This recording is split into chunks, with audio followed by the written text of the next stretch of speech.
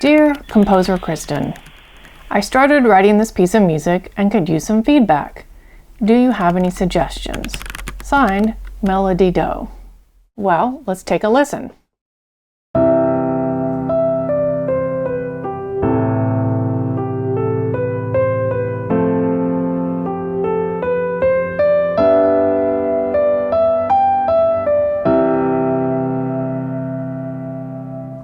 Okay, well, we have a melody, we have some chords that make harmonic sense. This is a good basic start. There have been lovely pieces written with nothing more. But since you asked, have you considered thinking more horizontally?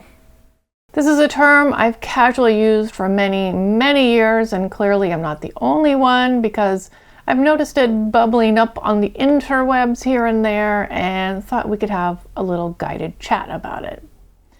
As far as I'm aware, this is not any sort of official term, and therefore the following is just my opinion on a few related topics.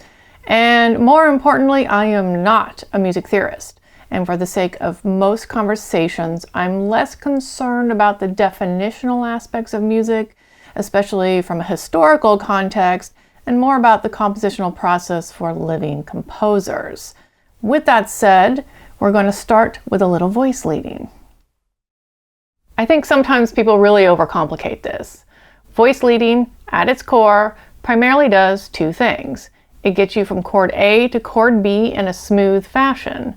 If you're writing music for real people, it helps make the music easier for those musicians to play. And that's important because your performers will not be happy if you're indiscriminately making things harder for them. Save the hard stuff for when you really mean it. Now, getting back to this very real and totally not made up example, you can see the chords are jumping around, but if you instead rearrange the placement of the notes in those chords, those jumps can be minimized. This is easy to see on the piano, but it applies to most instruments in their own specific way.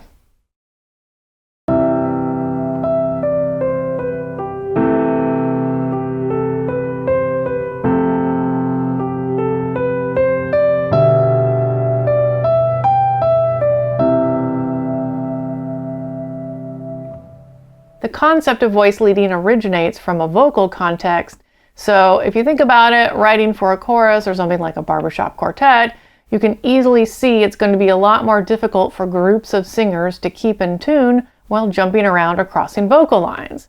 So it's not like you can never do this, and different genres are going to have different tolerances and expectations regarding this. But if you specifically want or need your chords to be making leaps or crossing lines, then do that with purpose. After making these small changes, we still have this very basic little piece of music. So I decided to add a bass line of sorts and a little more rhythm in the left hand.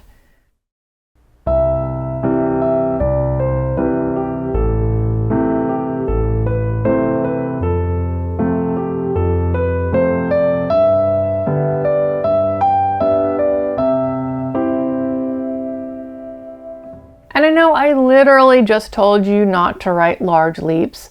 However, there's two different ways to look at this.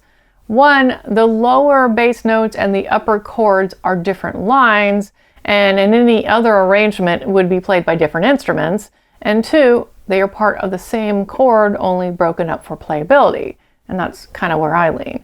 Oh, yeah. Okay, but I don't feel like you answered the question. All right, lean in close, because there's a secret third option I was asked to stay quiet about. And that is, in the context of this kind of music, the bass line frequently, although certainly not always, serves to support the upper chords so that they can more freely rearrange themselves to function as desired. That bass note really does do a lot of the heavy lifting in terms of how we hear the construction of those chords and their tonalities in general.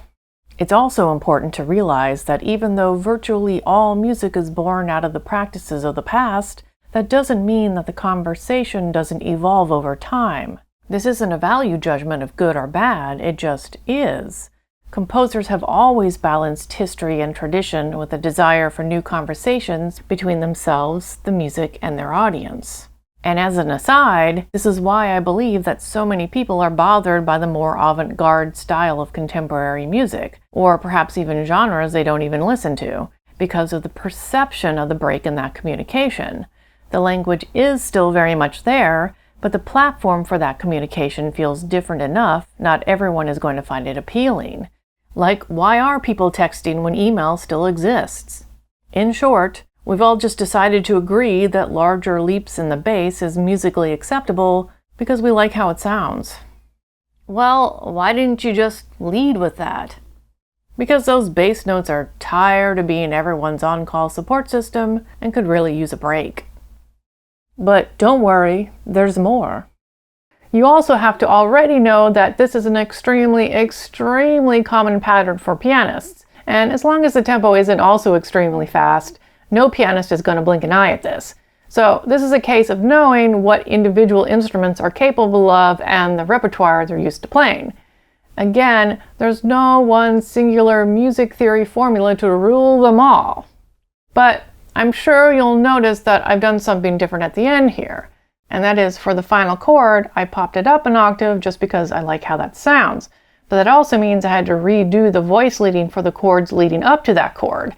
And this is kind of an example of how you can't always follow a formula, because if you were trying to find the optimal voice leading, maybe you wouldn't have done this.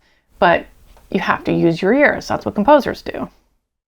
Counterpoint, countermelodies, and polyphony are all different things, but they're all also hanging out under the same big umbrella. For the sake of this discussion, the specifics don't really matter all that much. However, at its core, all of these techniques share the same trait, and that is two or more independent melodic lines occurring at the same time. And to give you a little more of an overview, I made this word salad of a graphic fit for a PowerPoint in 1999 that illustrates just a taste of the amount of types and classifications of polyphonic music. One of the difficulties in discussing this topic is that not only are labels often at least a little bit subjective, but that they are used differently depending on the time period and genre. For discussions regarding classical music, polyphony is often used in the context of either early music or, on the other end, contemporary. In the middle tends to be a little bit more about counterpoint. And although counterpoint is a form of polyphony, and sometimes those terms are used interchangeably, if you talk about Bach's polyphony instead of his counterpoint, people would ask, are you new here? And other genres have their own definitional practices, even if the core of these definitions aren't really different. So if you find yourself struggling with what the heck is polyphony, just know there's an aspect to that which depends on who you're talking to and what their musical background is, at least a little bit. Because categories like these always have some ambiguous elements to them.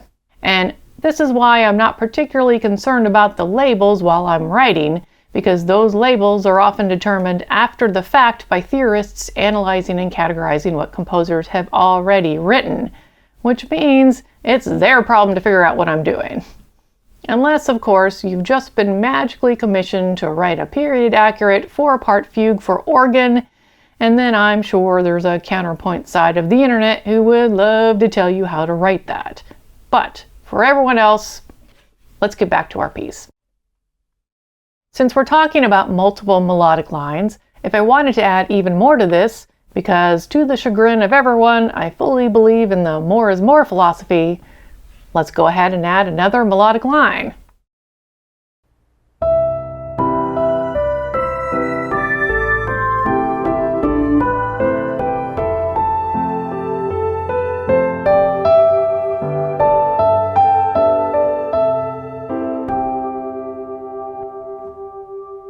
And hey, there you go. You got yourself some variation of polyphony right there.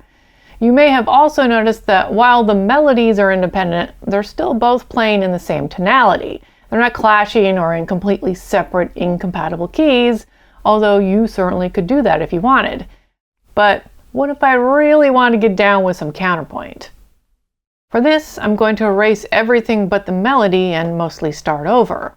The core idea of counterpoint is to take the melody, or subject as it's sometimes referred to, and pass it around and weave it throughout multiple voices, while the other voices hold on to some level of independence during the time they're not playing the main recognizable melody.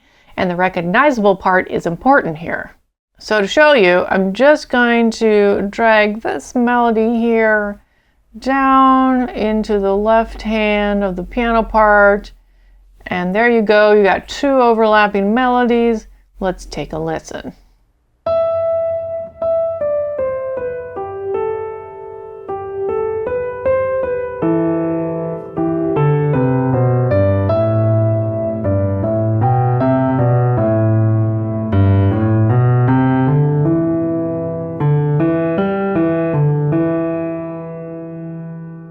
Oh no, it doesn't work. Imagine that. I think you can hear the problem because the other part of counterpoint and polyphony is that the melodic lines also have to be at least somewhat rhythmically independent, or it just sounds like it's attempting to harmonize itself. The trick to this problem is creating the last half of your melodic phrase a different rhythm than your first half, so that when a new voice enters and starts overlapping with the previous voice, they're not playing the exact same rhythms. And so you get a better idea of what I'm talking about. I'm going to play a few of mostly Bach examples just because he wrote a lot of counterpoint. But I'm also going to link below somewhere a list of a whole bunch of other music to listen to.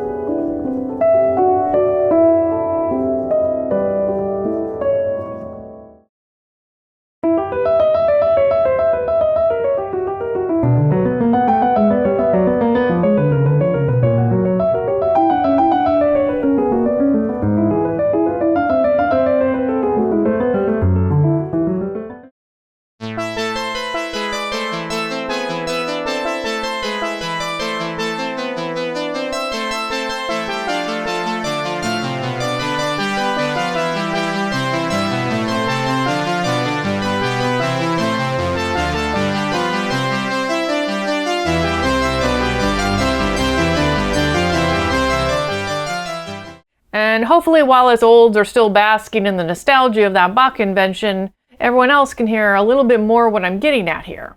And so let's go back to our original example once again and write some better counterpoint.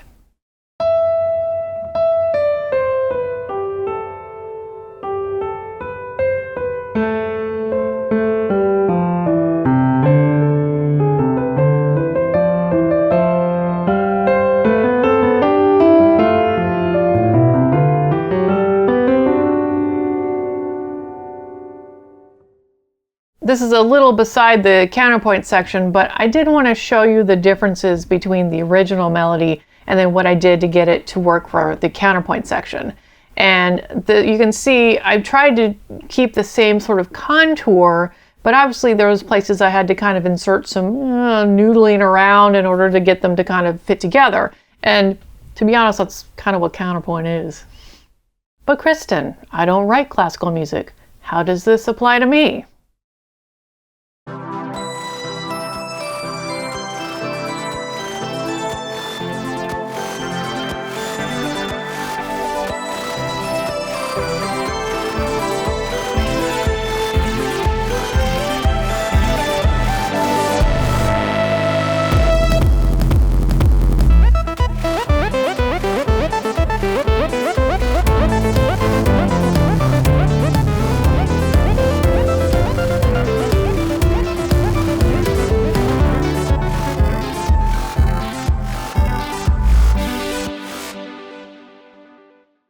Okay, but I only write music using brown noise and objects I found in the trash. What about that? Good question.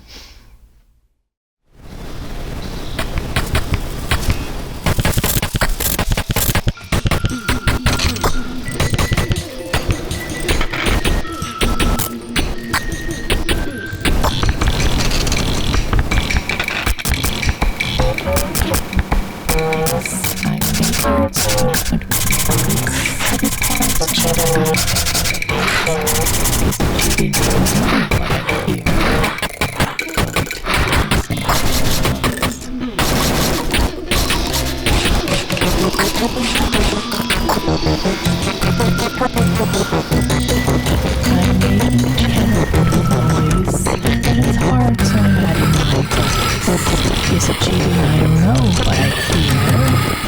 Don't listen to the noise. Well, okay, we may have hit our limit here, and I'm sure you can hear what the problem is, and that is once you eliminate pitch, or at least eliminate it enough that the average person can't really hear what the pitch is, then you have to focus on different things, and that is volume, that is timbre, and that is rhythm. And of course, if you focus on rhythm, then what you're doing is polyrhythmic and not polyphonic. So they are kind of the same thing, but not exactly. So I'm not sure what I would label this, but that's sort of beside the point. The point is to play around with some of these techniques that you maybe have not considered in the past. And, I certainly gave it a try. I do want to take a minute to talk about music theory and education. I feel like sometimes people go a little wrong because music theory is often taught in an academic setting. It inadvertently reinforces the idea that there are answers to music. You do assignments and exercises that have to be assessed in some manner. And in fairness, I don't know how else you would teach some of these concepts without imposing some boundaries around the lessons, because you can't just tell people there are no rules and expect that to be an effective learning environment. So I fully understand. I've been through that system. But what happens is that you're loaded up with a bunch of music theory classes, and for composers you get extra classes like counterpoint and form and structure. And what also should happen is that over time you take the bits and pieces that are applicable to you and then figure out how to transform that for your specific usage, which can vary depending on both external and internal expectations. Composing and songwriting and art in general, there's an aspect of problem solving to it.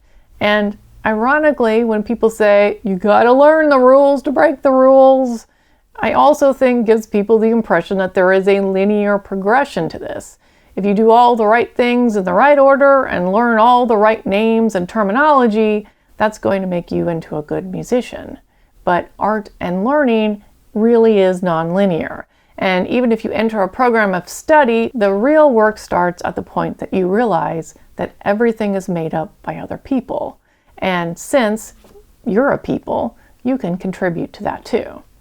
So what I'm saying is learn music theory, but have you considered what it would look like for you and your writing to go beyond that?